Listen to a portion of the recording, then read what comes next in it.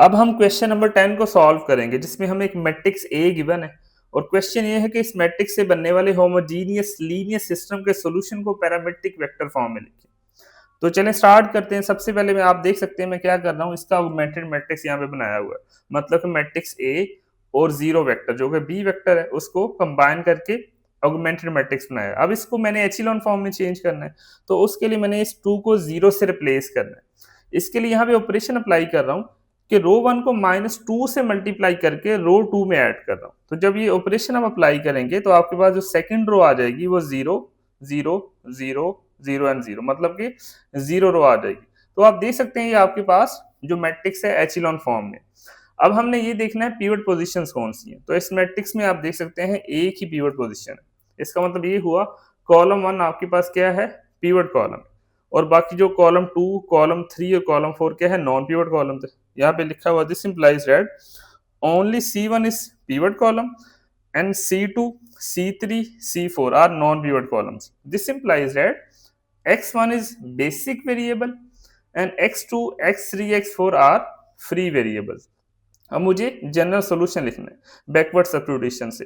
अब इस मैट्रिक्स की फर्स्ट रो से मैं लिख सकता हूं x1 plus 3x2 minus 4x4 is equal to 0। ये सिंगल इक्वेशन को मैंने सॉल्व करना है। x1 की value in terms of x2 और x4 चाहिए। मतलब x1 हमारे पास बेसिक वेरिएबल है और x2 और x4 फ्री है, इसलिए x1 को in terms of x2 x4 लिखना है। तो जब आप इसको सिंप्लीफाई करेंगे तो x1 की वैल्यू ये आ रही है, x1 is equal to -3x2 plus 4x4। अब यहाँ पे मैं इसकी वैल्यूज पुट कर रहा हूँ। x1 की वैल्यू आप देख सकते हैं -3x2 प्लस 4x4 है। x2, x3 और x4 ये 3 वेरिएबल्स फ्री हैं हमारे पास, तो यहाँ पे लिख दिया मैंने। अब इस जनरल सॉल्यूशन को मैंने वेक्टर फॉर्म में लिखना है। तो यहाँ पे आप देख सकते हैं सबसे पहले मैं क्या कर रहा हूँ, वेक्टर फॉर्म में इसको लिखा हुआ है। अब यहाँ पे 3 वेरिएबल्स हैं, तो इस वेक्टर को 3 वेक्टर्स के सम में लिखना है। तो सबसे पहले आप देखिएगा फर्स्ट एंट्री में x2 वाली टर्म है, तो इसको ऐसे लिखा जा सकता है -3x2। सेकंड जो है एंट्री में आपके पास x2 वाली टर्म है, ये आ गई। उसके बाद x2 वाली कोई टर्म नहीं है, तो ये इसलिए 0 0 आ गया। अब मुझे जो सेकंड वेक्टर लिखना है वो x3 वाले टर्म्स के लिए लिखना है। तो आप देख सकते हैं फर्स्ट एंट्री में x3 वाली कोई टर्म नहीं है, इसलिए 0 आ गया यहाँ पे। इसमें भी x3 वाली कोई टर्म नहीं, यहाँ पे 0 आ गया। इसमें x3 वाली टर्म है, तो ये x3 आ गया, और इसमें भी कोई नहीं है, यहाँ पे 0 आ गया। अब मुझे x4 वाली टर्म्स का एक सिंगल वेक्टर बनाना है। तो इसमें आप देख सकते हैं ये x4 वाली टर्म है, तो ये 4x4 आ गया।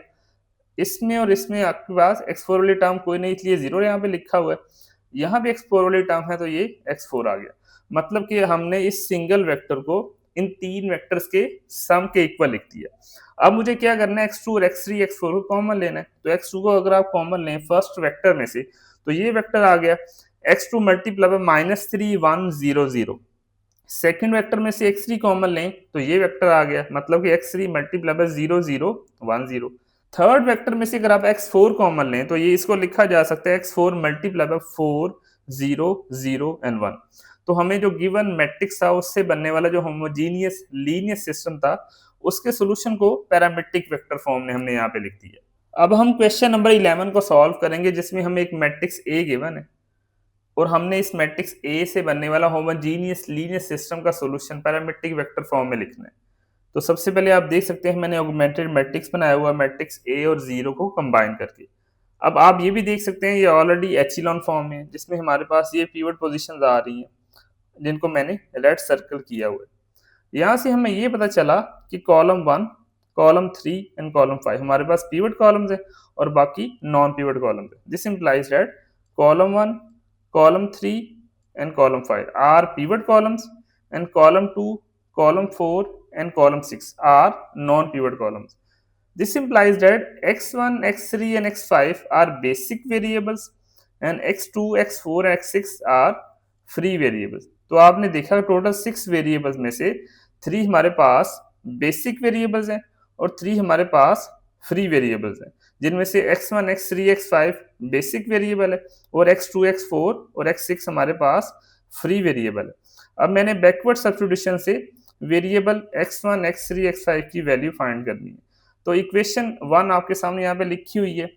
ये रो 1 को मैंने बैकवर्ड सब्स्टिट्यूशन से इक्वेशन की फॉर्म में लिखा x1 minus 4x2 minus 2x3 plus 3x5 minus 5x6 is equal to 0। इसको इक्वेशन नंबर 1 कह दिया। इसी तरह सेकंड रो से मैं लिख सकता हूँ x3 minus x6 is equal to 0, इसको इक्वेशन नंबर 2 कह दिया। थर्ड रो से मैं लिख सकता हूँ हमारे पास x5 minus 4x6 is equal to 0, इसको इक्वेशन नंबर 3 कह दिया। अब इक्वेशन नंबर 3 को यूज करते हुए x5 की वैल्यू फाइंड की जा सकती है। x5 is equal to 4x6 आ गया। x5 बेसिक है और x6 हमारे पास फ्री है, तो बेसिक को in terms of free variable लिख दिया हमने। अब इक्वेशन नंबर 2 को यूज करते हुए हमें x3 की वैल्यू मिल रही है जो कि x6 के इक्वल है।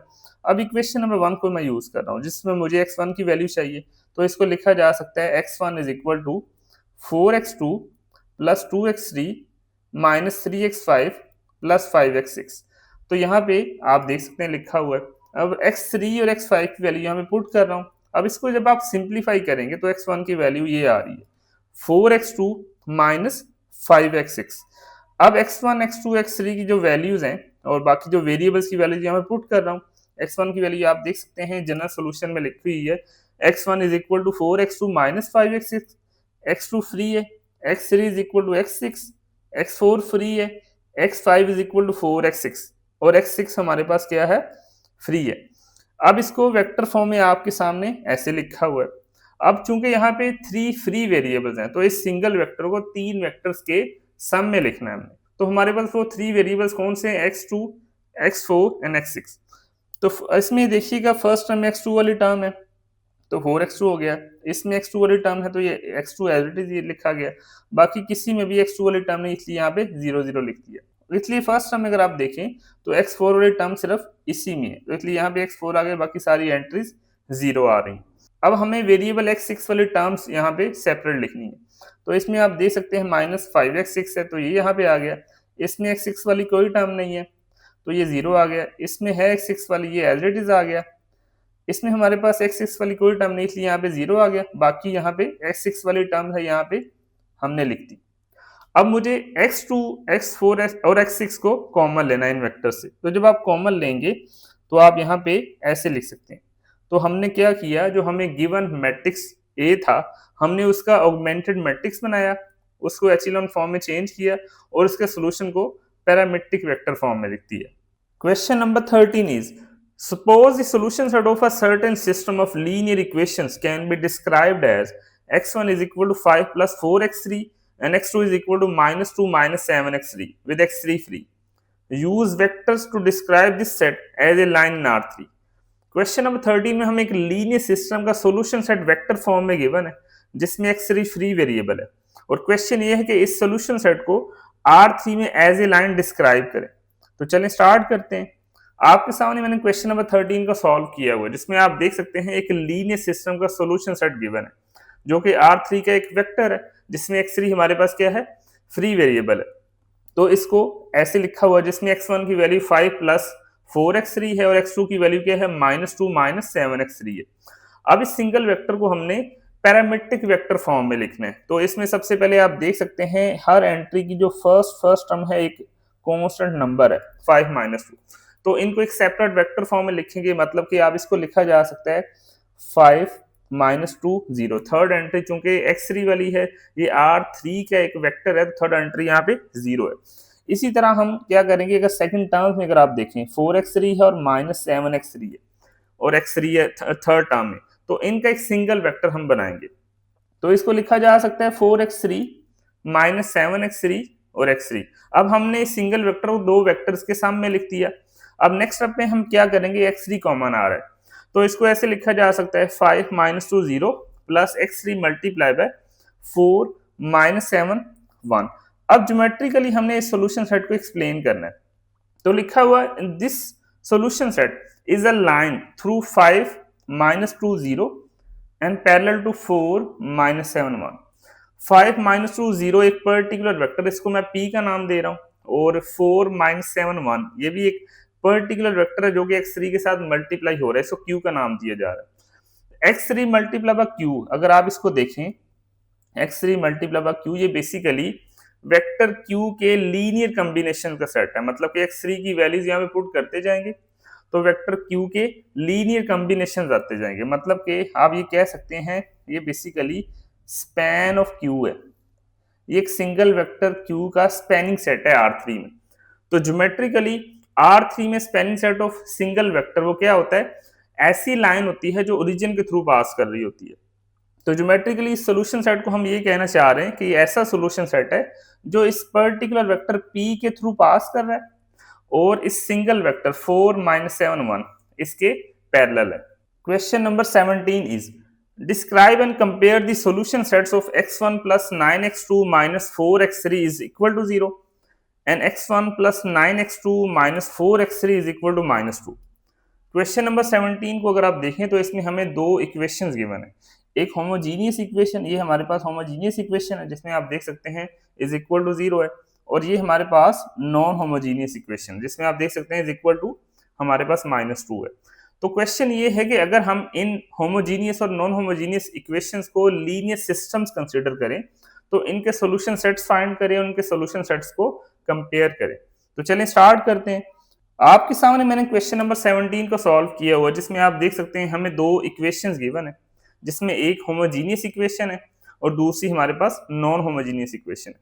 और क्वेश्चन ये है कि इन होमोजीनियस और नॉन होमोजीनियस इक्वेशंस के सॉल्यूशन सेट्स को एक्सप्लेन करें।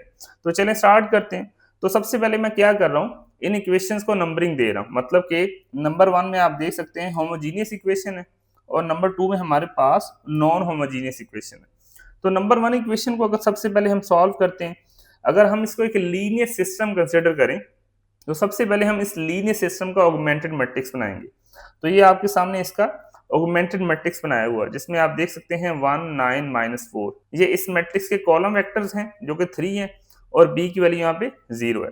तो ऑगमेंटेड मैट्रिक्स में अब हमने ये देखना पिवट पोजीशन कौन सी है, तो ये एचिलॉन फॉर्म में है और पिवट पोजीशन इसमें एक ही है 1। इसका मतलब ये हुआ कॉलम 1 हमारे पास पिवट कॉलम है और कॉलम 2 और कॉलम 3 हमारे पास नॉन पिवट कॉलम है। मतलब कि एक ही वेरिएबल इसमें बेसिक वेरिएबल है जो कि x1 है और दो फ्री वेरिएबल्स हैं x2 और x3।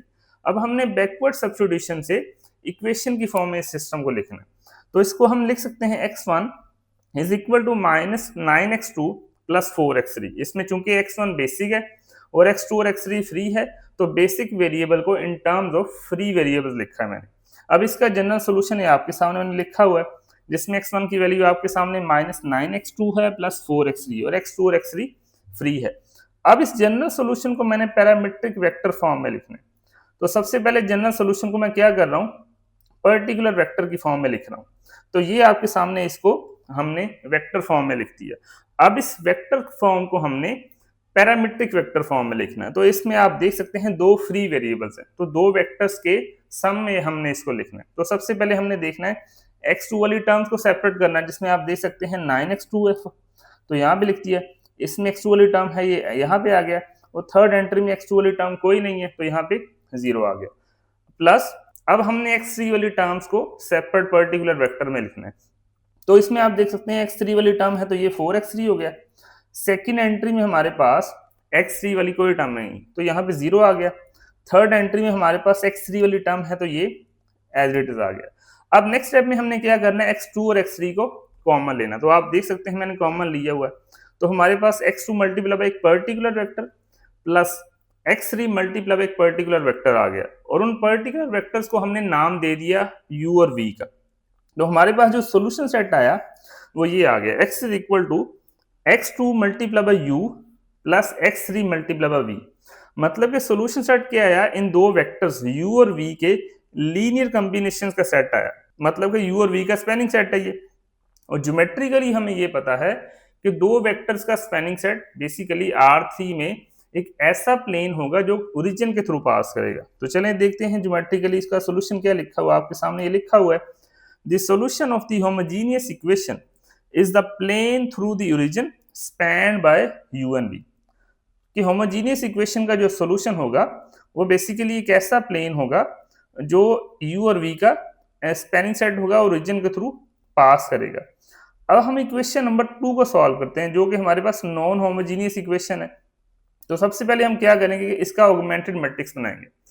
तो इसका हमने ऑगमेंटेड मैट्रिक्स बनाया हुआ है। अब इसको हमने एचिलॉन फॉर्म में चेंज करके पिवट पोजीशन देखने, तो ये ऑलरेडी एचिलॉन फॉर्म में है जिसमें ये पिवट पोजीशन है। इसमें भी कॉलम 1 हमारे पास क्या है, पिवट कॉलम है, कॉलम 2 और कॉलम 3 हमारे पास नॉन पिवट कॉलम है। मतलब कि x1 हमारे पास बेसिक वेरिएबल और x2 और x3 फ्री वेरिएबल। तो इसको हमने बैकवर्ड सब्स्टिट्यूशन से इक्वेशन की फॉर्म में यहाँ पे आपके सामने लिखा हुआ है, x1 is equal to minus 9x2 plus 4x3 minus 2। अब इसका जनरल सोल्यूशन हम लिखेंगे, जो कि ये आपके सामने लिखा हुआ है, x1 x2 और x3 की वैल्यू। x1 की वैल्यू माइनस 9x2 है प्लस 4x3 माइनस 2, और x2 और x3 हमारे पास क्या है, फ्री वेरिएबल। अब इस जनरल सोल्यूशन को हमने वेक्टर फॉर्म में लिखना है, तो ये आपके सामने वेक्टर फॉर्म में लिखा हुआ है। अब इस सिंगल वेक्टर को हमने पैरामीट्रिक वेक्टर फॉर्म में लिखना है। इसमें आप देख सकते हैं फर्स्ट एंट्री में 3 टर्म्स है, मतलब कांस्टेंट नंबर वाली टर्म है और x2 और x3 वाली टर्म है, तो 3 वेक्टर्स हमने बनाने हैं। तो सबसे पहले हम जो हमारे पास कांस्टेंट नंबर्स हैं उनका एक पर्टिकुलर वेक्टर बनाते हैं। तो फर्स्ट एंट्री में -2 है, तो ये -2 आ गया। सेकेंड एंट्री और थर्ड एंट्री में कोई हमारे पास कांस्टेंट नहीं है, तो वो 0 है बेसिकली, तो वो यहाँ पे ऐसे लिखा हुआ। अब हमने x2 वाली टर्म्स को सेपरेट लिखना है, तो इसमें फर्स्ट टर्म में अगर आप देखें -9x2 यहाँ पे आ गया, सेकेंड एंट्री में x2 वाली टर्म है तो ये एज इट इज आ गया, थर्ड एंट्री में हमारे पास x2 वाली कोई टर्म नहीं तो यहाँ पे 0 आ गया। प्लस अब हमने x3 वाली जितनी भी टर्म्स है ना उनको सेपरेट लिखना है। तो फर्स्ट एंट्री में x3 वाली टर्म है 4x3, वो यहाँ पे आ गया। सेकेंड एंट्री में x3 वाली कोई टर्म नहीं है, यहाँ पे 0 लिख दिया हमने, और थर्ड एंट्री में x3 वाली टर्म है तो ये एज इट इज आ गया। अब नेक्स्ट स्टेप में हमने क्या करना है, x2 और x3 को कॉमन लेना है।